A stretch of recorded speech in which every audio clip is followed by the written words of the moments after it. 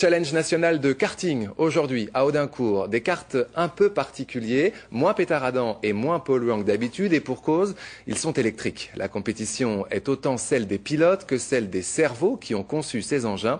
Des élèves ingénieurs venus des 4 coins de France. Attachez vos ceintures avec Marine Demazure et Jean-Marie Bavrel.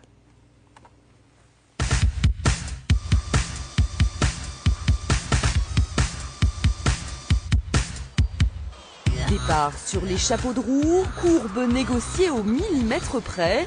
Contrairement aux apparences, ces pilotes ne sont pas de futurs champions de karting, mais des apprentis ingénieurs. Et leurs bolides ont une particularité, ils sont 100% électriques. Les sensations, c'est rouler au ras du sol sans rien entendre, les oreilles dans le vent.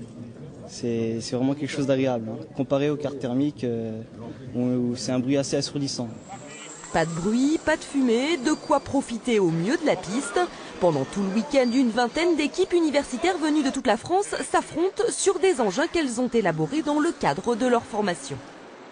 C'est une manifestation à but prioritaire pédagogique. Nous sommes avec les étudiants en train de développer un apprentissage par projet autour de réalisation. Les étudiants d'une dizaine de départements de génie électrique de France, des IUT, ont réalisé ces cartes à partir de châssis classiques en les motorisant, en étudiant des solutions technologiques électroniques, celles que l'on va trouver sur un certain nombre de véhicules. Des heures de travail pour mettre au point ces petits bijoux de technologie, mais parfois la technique ne fait pas tout, il faut aussi être débrouillard. Vous faites quoi là?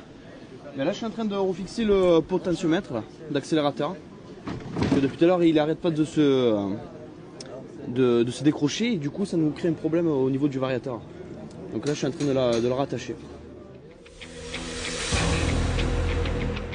Au final, victoire de l'équipe de 3, mais pour les autres, tout n'est pas perdu. Ces étudiants ont démontré leurs compétences, un savoir-faire recherché sur le marché du travail. Plus de 100 000 postes seront à pourvoir dans le génie électrique dans les années à venir.